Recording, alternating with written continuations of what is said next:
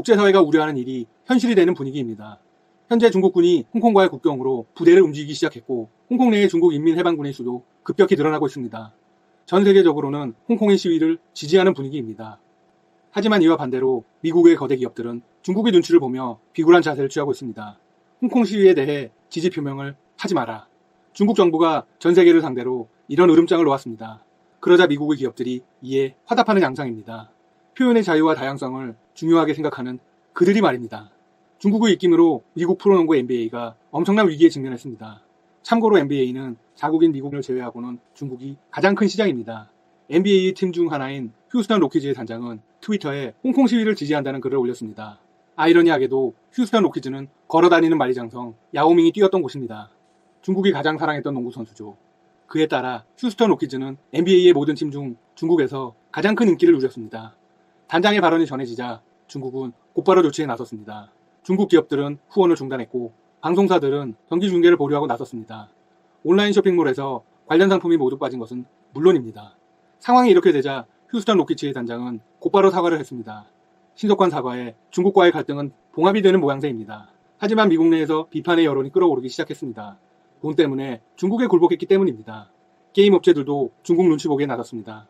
스타크래프트로 유명한 블리자드는 홍콩 출신 게이머가 하스스톤 그랜드 마스터 대회에서 홍콩 시위를 지지하는 발언을 하자 1년 자격 정지라는 중징계를 내렸습니다. 상금도 모두 몰수해버렸습니다. 그러자 게임 팬들이 분노해서 일어났습니다. 팬들은 블리자드 게임의 불매운동을 벌이겠다고 선언한 상황입니다. 미국 정계에서도 비판의 목소리를 높이고 있습니다. 블리자드는 중국 공산당의 꼭두각시인가? 그들을 기쁘게 하려고 스스로의 얼굴에 침을 뱉고 있다. 참고로 블리자드에는 중국 1위 게임사 텐센트의 자금이 대거 유입되어 있습니다. 중국의 눈치를 보며 돈을 챙기는 기업은 이뿐만이 아닙니다. 애플도 중국 정부의 말을 잘 따르는 기업 중에 하나입니다. 덕분에 중국에서 엄청난 수익을 올리고 있죠. 애플은 아이폰 운영체제인 iOS를 업데이트하면서 중국, 홍콩, 마카오에서 사용하는 아이폰에는 대만 국기가 등장하지 않도록 막아놓았습니다. 이에 대해서 미국의 매체들은 이렇게 말했습니다. 애플이 중국에 큰 절을 올리고 있다. 애플과 반대로 구글, 페이스북은 중국 시장을 포기했습니다. 중국 정부의 무분별한 검열에 반대하는 입장이기 때문입니다. 돈 때문에 중국의 편에 서는 미국 기업들. 이것이 진정한 기업 정신, 기업가 정신일까요? 의구심이 듭니다. 자국 기업들의 이런 모습에 트럼프 대통령은 어떤 심정이었을까요? 다른 기업들은 모르겠지만 평소 미국 정부에 비판적이었던 NBA 감독들에게는 이렇게 말했다고 합니다. 왜 중국에는 아무 소리도 못하느냐? 홍콩 시위에 대한 여러분의 생각은 어떠신가요? 지금까지 닥터시다TV였습니다. 시청해주셔서 감사합니다. 구독과 좋아요 부탁드립니다. 안녕하세요. 한국이 세계 선박수주 독식하자 당황한 일본 반응 살펴보겠습니다. 한국 얕보더니 결국 중국, 일본은 조선업 몰락위기에 처하고 있습니다. 세계 LNG선 수주 싹쓸이하는 한국. 9월 초 기준 국가별 LNG 운반선 수주 잔량을 보면 한국이 103척, 중국이 25척, 일본이 4척을 기록을 하고 있습니다. LNG선은 세계 환경 강화 규제로 발주가 증가되는 대표적인 고부가 가치 선박인데요. 국내는 현대중공업, 대우조선, 삼성중공업이 독식을 하고 있습니다. 한국 LNG선 외에도 고부가 선종의 경쟁력이 압도되고 있는데요. 9월 초 기준 8000TU급 이상 컨테이너선 수주 잔량을 보면은 한국이 53척, 중국 28척, 일본이 31척을 기록을 하고 있습니다. 9월 초 초대형 유조선 수주 잔량을 보면 한국 42척, 중국 17척, 일본 17척을 기록을 하고 있습니다. 카타르가 올해 말 100척 이상의 LNG선 추가 발주가 예상이 되고 있는데요. LNG선이 건조 가능한 나라는 한국, 중국, 일본밖에 없는 상태입니다. 하지만 중국, 일본 과연 선택받을 수 있을까요? 2017년 한국을 누르고 프랑스 LNG 추진선 9척을 수주했던 중국. 한국조선소가 중국의 초대형 컨테이너선을 수주를 뺏긴 것은 이때가 처음인데요. 하지만 중국 기술 부족으로 2차례나 인도가 지연되고 있습니다. 중국 업체가 한국조선소에 접촉해서 도와달라고 했지만 우리는 응하지 않았고요. 중국 조선업의 현실을 그대로 보여주는 당연한 결과다. 머지않아서 중국이 수주했던 건조가 멈추고 한국으로 올 것이다. 이런 기사가 나오고 있습니다. 18년도 6월에도 중국이 제조했던 LNG선이 고장이 나면서 망신을 당했었는데요. 중국 국영 조선사가 건조한 LNG 운반선 18년도 6월 호주 인근에서 고장을 일으켰습니다. 수리를 진행했지만 결국 선체 결함을 인정하고 폐선을 결정한 것입니다. 중국 조선업 붕괴는 현재는 시간 문제입니다. 중국 조선업 수주는 60% 이상이 자국 발주량이고 벌크선으로 채워져 있음에도 경쟁력과 생산성 향상이 없는 상태인데요. LNG 추진 등 새로운 기술과 환경 규제가 강화될수록 중국은 몰락에 처할 것입니다.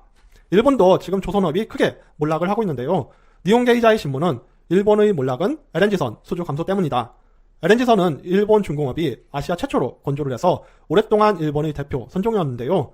2015년 15척 수주를 끝으로 현재는 제로 상태입니다. 일본의 LNG선 몰락 이유는 무엇일까요? 1970년부터 1990년대까지 일본이 LNG선을 장악을 했었는데요. 바로 이렇게 생긴 배를 만든 것입니다. 둥근 원형 모양의 화물창이 답재된 모스 타입을 고집을 한 것인데요. 현재는 이런 타입이 선택을 받지 않고 신기술을 적용한 한국 LNG선을 선택을 하고 있습니다. 한국은 선체와 화물창이 일체형인 멤브레인 타입을 LNG선을 개발한 것인데요. 바로 이렇게 생겼습니다. 모스 타입보다 멤브레인 타입이 넓은 적재 공간, 낮은 바람 저항 때문에 이런 기사인데요. 이 붐을 탈 수 없어서 어렵다. 추운 겨울이 될 것 같다. 한국은 저가 수주라 흑자가 나지 않을 것이다. 일본이 10에서 20% 비싼데 누가 사겠는가? 적자 보는 수주는 하지 말아야 한다. 이렇게 바들바들 떨고 있습니다. 일본은 영척, 한국은 수주 급증에 일본인들은 어떤 반응을 보였을까요? 철수는 하지 말고 계속 가는 것이 좋다. 한국을 외국 기업에 적자 수주를 시키는 것만으로도 가치가 있다고 생각한다. 다른 사람 보면은 일본이 고품질의 배를 만들고 세계를 석공한 것은 몇 년 전이다. 가격 경쟁에서 밀린 것도 있지만 진심으로 수주할 생각이라면 지금의 상황을 보고 정략을 세워 승부해주세요. 이렇게 얘기를 했습니다. 다른 사람도 보면 이제 곧 나라가 없어지니까 일본은 배종 수주전에 대비합시다. 이렇게 한국이 없어진다고 얘기를 하고 있습니다. 그리고 다른 사람 보면 가격은 어쩔 수 없다. 비싼 게 당연한 일본산이고 싸면 신용할 수 없다. 지금은 어디든 힘들다. 모두 돈이 없다. 돈이 없어서 수주가 안 된다. 이렇게 얘기를 하고 있습니다. 그리고 다른 사람도 보면은 뭐예요? 이 기사는 가격으로 한국을 이길 수 없으니 철수하라고 했다면서요. 지금 한국의 조선업도 어렵다고 하니 결국 한국의 조선업을 구제하고 싶은 것인가요? 아마 그렇군요. 이렇게 얘기를 하고 있습니다.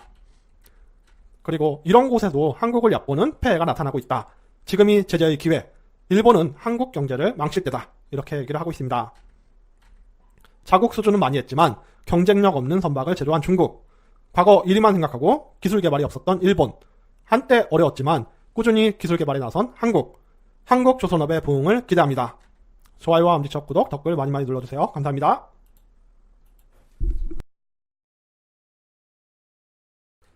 안녕하세요. 아시아 위기가 급격하게 증가가 되고 있습니다. 홍콩, 중국, 일본 위기 일반인데요. 한국은 뜻밖의 결과를 보였습니다. 금융위기 예측 모델 한번 살펴보겠습니다. 일본 노무라 금융회사는 위기 예측 모델을 발표했는데요. 19년 노무라의 카산드라 금융위기 예측 모델은 3년 동안 위험 신호가 30개 이상 발생 시 금융위기 가능성이 높다. 1990년 이후로 적용하면 3분의 2 정도의 정확도를 보였습니다. 현재 아시아 금융위기가 1997년 이후로 최고치를 달리고 있는데요. 카산드라 금융위기 지표 한번 살펴보겠습니다. 30개 이상 시 금융위기인데 홍콩이 49개 이상으로 나타나고 있고, 그리고 중국은 25개, 그리고 태국은 16개, 일본은 14개를 기록을 했습니다. 필리핀은 13개, 캐나다가 11개를 보이고 있습니다. 중국과 일본이 상당히 높은 위험에 다가가고 있는 것을 볼 수가 있습니다. 그리고 말레이시아가 10개, 대만이 7개, 싱가포르가 5개, 멕시코가 4개, 노르웨이 3개, 호주는 2개입니다.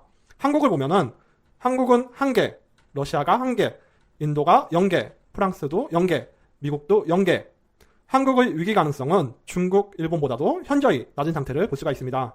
건국 70주년 중국, 급격한 경제 위기가 올 가능성이 상당히 높아졌는데요. 3일 중국 발표에 따르면 GDP 대비 국가 총부채는 249%, 2009년 166%에서 10년 만에 83%가 증가가 되었습니다. 해외 국제금융협회는 중국 부채 비율을 3월 말 기준 303%라고 발표를 했었는데요. 불거지는 중국 위기론. 작년 연간 성장률이 6.6%, 28년 만에 최저 수준을 기록을 했습니다. 중국 리커창 총리는 3분기에 성장률이 6%가 공개될 수 있다. 이렇게 언급을 했는데요. 리커창 총리의 발언 직후 세계은행 보고서가 더 충격적입니다. 만성적인 고질병, 개혁해야 지속성장이 가능하다. 개혁 실패 시에는 중국은 2020년 4%, 2030년 1%의 성장률을 보일 수가 있습니다. 시진핑 주석은 이런 소식을 접한 후에 크게 당황했다는 소문이고요.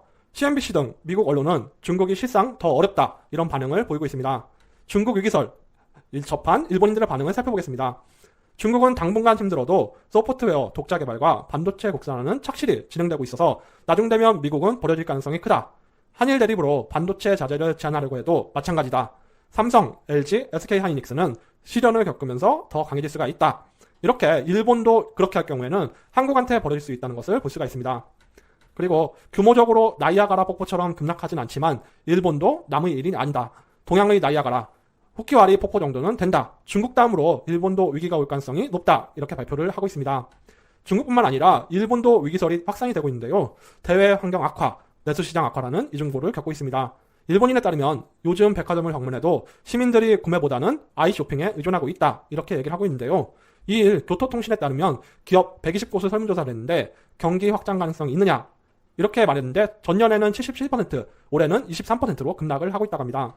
일본의 소비세 인상으로 국민 부담 또한 크게 증가가 됐는데요. 소비세 2% 추가 인상으로 약 51조 원의 국민 부담이 증가가 됐다고 합니다. 일본 수출 규제에도 하지만 한국은 안정적인 모습인데요. 한국의 외환 보유고는 6월 기준으로 4,030억 달러, 세계 9위를 나타내고 있습니다. 1997년 외환위기 당시에 보유액이 39억 달러였는데 그거의 100배 이상으로 보유를 하고 있는 것입니다. 지속적으로 상승한 한국의 국가 신용등급. 이게 무디스가 발표한 신용등급 추이인데요. 한국은 2002년 이후로 하락 없이 지속적으로 우상향하는 것을 볼 수가 있습니다. 중국, 일본보다도 높은 한국의 신용등급. 이게 무디스, S&P, 피치의 보고서인데요. 한국의 신용등급이 이렇게 3단계 정도를 보이고 있는데 한국은 프랑스, 영국, 홍콩 등과 함께 높은 위치를 보였습니다. 하지만 중국, 일본, 사우디 등 이렇게 한국보다 2단계 아래의 모습을 보이고 있고요. 그리고 중국, 일본 신용등급은 한국보다 낮은 것을 볼 수가 있습니다. 중국과 일본의 위기가 코앞으로 다가오고 있습니다. 한국 철저한 대비로 위기에서 벗어나야 합니다. 좋아요, 엄지척, 구독, 댓글 많이 눌러주세요. 감사합니다. 자, 유튜브 시청자 여러분들 대단히 반갑습니다. 유튜브 닉네임 얼음사이다입니다. 요즘 홍콩에서 큰 난리가 났다는 거 다들 잘 알고 계실 거예요. 자, 홍콩 시위라고 우리가 검색만 해보셔도 수많은 자료들을 직접 확인하실 수가 있는데, 자, 저렇게 많은 사람들이 왜 길거리로 나온 걸까요? 뭐 이제는 다들 잘 아시겠지만 기본적으로 홍콩 시민들이 중국 공산당 정부로부터 자유를 원하기 때문입니다. 뭐 정부의 불평불만을 품는 사람들을 중국 본토로 보내버리겠다는 악법을 이제 놀랍게도 홍콩 행정부와 입법회에서 만들려고 시도하고 있기 때문에 여기에 위기감을 느낀 홍콩 시민들로부터 촉발된 시위가 벌써 수개월째 이어지고 있는 겁니다. 자, 그 와중에 최근 홍콩에서는 이른바 복면금지법이라는 것이 큰 논란이 되고 있습니다. 오늘 영상의 핵심 주제가 바로 이겁니다. 복면금지법이에요. 자, 분노한 홍콩 시위대가 중국계 은행과 점포를 공격했을 정도라고 하는데 복면금지법이 무슨 말인지, 도대체 이게 뭐길래 홍콩 시민들이 이렇게까지 분노하는 것인지, 지금 홍콩의 상황은 어떻게 돌아가고 있는 건지 지금부터 제가 설명을 드리겠습니다. 자, 홍콩 복면금지법이라는 것은 쉽게 말해서 문자 그대로예요. 마스크 착용을 못하도록 하겠다는 겁니다. 쉽게 말해서 얼굴 가리지 말라는 것이죠. 자, 홍콩 정부가 복면금지법을 시행하게 됨으로써 경찰들은 복면을 쓴 시민들에게 마스크를 벗으라고 요구할 수가 있습니다. 시민이 이것을 거부한다면 1년 이하의 징역 혹은 우리 돈으로 약 400만 원에 가까운 벌금을 맞게 되거든요. 당연히 홍콩 시민들은 중국 정부의 앞잡이 노릇을 하는 이런 홍콩 행정부의 조치에 대해서 크게 반발하고 있는 겁니다. 난리가 났다는 것이죠. 그래서 홍콩 시민들의 민심은 마치 불 위에 기름을 붓듯이 활활 타오르고 있습니다. 대규모 반발이 일어나고 있다는 것이죠. 절대로 이제 받아들일 수 없다며 수많은 시민들이 또다시 길거리로 나오고 있습니다. 이제 이게 길거리에 나오는 것 말고는 이미 이들의 의견을 정당하게 표현할 방법이 없기 때문입니다. 홍콩이 영국령에서 중국으로 반환되고 나서부터는 이제 중국 정부는 계획적으로 긴 시간에 걸쳐서 막대한 인구를 이용해서 꾸준히 홍콩에다가 이주민들을 집어넣었고 또 친중 성향의 정치인과 정당들, 각종 시민단체와 언론들을 키워왔습니다. 그러니까 흩어져 있는 국민들이 도저히 이길 수가 없게 점점 흘러간다는 것이죠. 쉽게 말해서 정말로 안타깝고 놀라운 일이 벌어지고 있는 겁니다. 무슨 말이냐? 놀랍게도 허울뿐인 민주주의 시스템과 법의 허용 범위 내에서는 안타깝게도 이미 홍콩 시민들이 진정한 자유와 이익을 보장할 수가 없는 그런 시대가 이미 지금 저기에 오고 있다는 거예요. 시민들은 먹고 살기 바쁘고 구심점이 없고 흩어져 있기 때문입니다. 그 계획적으로 오랫동안 이질적인 외부 인구를 집어넣고 정치인과 정당을 키우고 언론과 시민단체를 키우고 여론을 막 그렇게 뽐뿌질을 해대고 이러니까 흩어져 있는 국민들이 그렇죠. 목소리, 자신들의 권익을 정당하게 대변하기가 너무나도 힘이 든다는 겁니다. 여러분들 저거 멀리 다른 나라에서 벌어지는 일 아닙니다. 시민들은, 정당한 시민들은 먹고 살기 바쁘고 자기 밥그릇도 없고 구심점이 없고 흩어져 있는 거 멀리 다른 나라 일 아니에요. 지금 우리나라에서도 똑같은 코스에 지금 우리도 한 발자국 문 열고 들어가서 이미 한쪽 발은 집어넣고 있는 상황이라는 겁니다. 자, 그래서 사태가 이렇게 심각하다 보니까 학생들도 현재 홍콩 정부의 복면금지법에 대해서 적극적으로 맞서고 있는 상황입니다. 홍콩 시민들은 절대로 받아들일 수 없다고 오히려 마스크를 안 쓰던 시민들도 이제는 일부러 쓰고 나와서 홍콩 행정부의 부당한 조치에 대해서 반발하고 있는 상황이에요. 혹은 홍콩 내에 있는 중국 관공서 건물에다가 뭐 레이저라든지 강한 불빛을 쏜다든지 이런 식으로 자신들의 저항심을 적극적으로 드러내고 있고, 당연히 이제 이런 시위 퍼포먼스를 받게 되는 이제 중국계 관청에서도 이런 행동들은 당신들이 법적 처벌을 받을 수 있다라고 경고하는 등 사태는 상당히 험악하게 돌아가고 있는 상황입니다. 자, 사태가 이렇게 되자 홍콩 한편에서는 안면 인식을 방해하는 얼굴용 빔 프로젝터, 소형 빔 프로젝터를 통해 가지고 자기 얼굴을 이제 헐리우드 영화 배우의 이미지를 뒤섞어 가지고 뭐 이렇게 이제 자기 신분을 속일 수 있는 또 재미있는 도구가 나오기도 했습니다. 제가 직접 움직이는 영상을 한번 봤는데 좀 어색하기는 하지만 조금만 떨어져 있으면 그 사람의 본래 얼굴은 이제 절대로 알아볼 수가 없겠더라고요. 자, 한편 홍콩 시민들은 영화 V4 벤데타에 나왔던 유명한 가면을 쓰고 자신들의 저항 정신을 나타내기도 했습니다.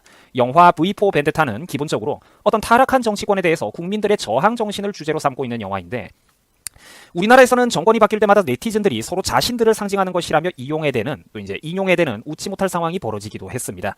자, 어쨌든 홍콩은 복면 금지법 때문에 그래서 난리가 나고 있는 거예요. 자, 그러면 이런 난리가 난 근본적인 원인의 책임은 누구에게 있는 걸까요? 바로 대표적인 친중 정치인으로 표현되는 홍콩의 캐리람 행정장관과 이미 공산당 정부의 앞잡이가 되어버려서 자정작용을 잃어버린 홍콩 행정부 정치인들 때문입니다. 홍콩의 정치인들 때문이에요. 이제 홍콩 사우스 차이나 모닝포스트가 보도한 바에 따르면 이번 홍콩 행정부는 1922년 영국 식민지 시절의 긴급법을 명분으로 들고 나왔다고 합니다. 홍콩의 최고 통치자가 홍콩의 안전과 공공이익이 위험에 처했다고 판단했을 경우 이제 긴급법을 발동할 수 있다라는 논리인데, 아이러니하게도 지금은 홍콩 행정부 정치인 본인들이 앞장을 서가지고 홍콩 시민들의 안전과 공공이익을 위협하고 있는 상황이죠. 그러니까 이게 바로 참 어떻게 보면 민주주의의 아이러니라는 겁니다. 잘 작동할 때는 분명히 참 좋은데 그 앞에 자유라는 말이 빠지면 큰일 난다는 거예요. 잘 작동할 때는 분명히 참 좋은 건데 문제는 이것도 완벽한 제도는 아니고 잘못 작동하는 경우들도 얼마든지 있다는 거죠. 외부의 인위적인 간섭과 자금 지원, 분탕질과 개입에 의해서 얼마든지 진짜 국민들의 이익과 국가의 이익은 그 본질이 쉽게 호도될 수도 있다는 겁니다. 제가 말하는 게 늘 그거죠. 얼음사이다 채널에서 늘 말하는 게. 자, 어쨌든 그래서 긴급법이라는 게 발동하게 되면요, 입법회 등 법적 절차가 필요 없어지고 홍콩 정부는 시위를 진압하기 위해서 무제한적인 법률 제정권을 가지게 됩니다. 그러니까 언론인, 홍콩의 또 법학대학 교수분들 등등 전문가들에 의하면 이번 복면금지법 조치는 시작에 불과하다고 경고하더라고요. 앞으로 온갖 법률들을 마음대로 제정해가지고 홍콩 시위대들을 불법자로 낙인을 찍고 압박할 수가 있다는 겁니다. 자, 홍콩대 교수의 인터뷰에 의하면 마스크 착용을 금지하는 것은 경찰의 최루탄에 시민들이 그대로 노출되는 위험이 있기 때문에 자유와 안전에 관한 홍콩 시민들의 기본법에 분명히 위배된다라는 뜻을 밝혔습니다. 그리고 물론 홍콩 일반 시민들도 그래서 복면금지법에 대해서 본능적으로 크게 반발하고 있는 것이죠. 자, 형평성의 문제도 지적되고 있습니다. 홍콩 경찰들은 마음대로 마스크를 쓰면서 얼굴을 가리고 자기들 식별번호도 다 가리고 다니면서 시민들에게만 마스크를 쓰지 말라고 하는 것은 이중잣대라는 것이죠. 그래서 인정을 못하겠다는 겁니다. 그래서 복면금지법이 시행되자 곧바로 분노한 홍콩 시위대 중에서 일부는 또 중국 계열 및 그 중국 계열의 은행 및 점포에다가 낙서도 하고 물건을 부수는 등 격한 반발을 보이고 있는 거예요. 그리고 놀랍게도 최근 홍콩에서는 중학교, 고등학교마저 감시받는 처지에 놓였다고 합니다. 얼마나 안타깝습니까? 홍콩 교육당국에서는 오는 8일까지 마스크를 쓰거나 수업을 거부하거나 비정상적인 결석 또는 홍콩에 관련된 구호를 외치는 등 이런 이제 문제 학생들의 동태를 살피고 즉시 보고를 하라고 어떤 이런 교육정책 방식이 바뀐 것들이 시행된다고 하더라고요. 그러니까 정말로 지금 너무나도 무서운 일들이 대한민국과 그리 멀지 않은 홍콩에서 벌어지고 있다는 겁니다. 심지어 복면금지법이 발표되던 날 홍콩 경찰이 발표한 총기에 의해서 14살 소년이 다치는 일도 있었어요. 홍콩 시민들은 그들의 자유를 지키기 위해서 처절한 투쟁을 하고 있는 것이죠. 현장에서 발견된 탄피의 모습이라고 합니다. 어떤 기분이 드시나요? 14살짜리 학생한테 이제 이런 거를 쐈다는 거죠. 한편 우리에게도 또 익숙한 홍콩 영화 배우인 주윤발 씨는 최근 소신 있는 모습으로 홍콩의 자유를 응원하고 또 복면금지법에도 반발해가지고 직접 본인이 복면을 쓰고 길거리로 나온 사실이 또 팬들에게 알려져서 현재 홍콩 시민들의 많은 사랑과 지지를 받고 있습니다. 저런 게 그러니까 정말로 참 존경스러운 용기라는 것이죠. 우리나라에 있는 어떤 개그맨들이나 방송인들이 지난 정부, 전 정부 시절에 보여줬던 그런 모습들은 절대 용기가 아니라는 겁니다. 여러분, 저런 게 진짜 용기예요. 요즘 한번 보세요. 다들 입 꽉 다물고 있잖아요. 방송물 먹고 사는 애들. 저는 그런 걸 보면 너무 그들의 이중성이 안타깝고 위선적이라는 겁니다. 한편 개인적으로 또 참 안타까웠던 게 이 유명한 영화 배우였던, 저희 부모님도 참 이 사람 영화를 좋아했었는데 유명한 홍콩 영화 배우였던 성룡이 이제 최근 벌어지고 있는 사건들에 대해서 전혀 소신 있는 모습을 보여주지 못해가지고 또 사람들로부터 많은 비판과 실망 그리고 분노를 안고 있는 상황입니다. 저도 참 이 모습을 보면서 여러 가지 생각이 들더라고요. 이 사람은 이 문제에 대해서 바른 말을 못하는구나. 참 저도 복잡미묘한 여러 가지 생각이 들었습니다. 자, 그래서 이제 최종 결론입니다. 홍콩에서는 이렇듯 그들의 자유를 지키기 위해서 하루하루가 숨가쁘게 진행되고 있습니다. 이번 복면금지법과 사실상 계엄령 조치에 가까운 이런 조치들에 대해서 수많은 홍콩 시민들은 자신들의 자유를 지키기 위해서 이제 길거리로 나와가지고 열심히 이렇게 싸우고 있습니다. 자신들의 생업도 불사하면서 말이죠. 자, 시청자분들께서도 많이 들어보신 말이겠습니다만 자유는 절대로 공짜가 아닙니다. 또한 앞서 말씀드린 바와 같이 우리가 지금 누리고 사는 이런 사회적 시스템과 국가의 정체성이라는 것은 절대로 공짜로 영원히 지속되는 게 아니라는 겁니다. 국민들이 어리석으면 그 국민들이 모여서 이루는 정치권과 국가 전체의 방향성도 얼마든지 어리석은 방향으로 변질될 수가 있다는 거예요. 오늘의 얼음사이다 방송은 여기까지입니다. 항상 부족한 많은 채널을 시청해주시는 시청자 여러분들에게 진심으로 다시 한번 감사드립니다. 여러분 수고하셨습니다.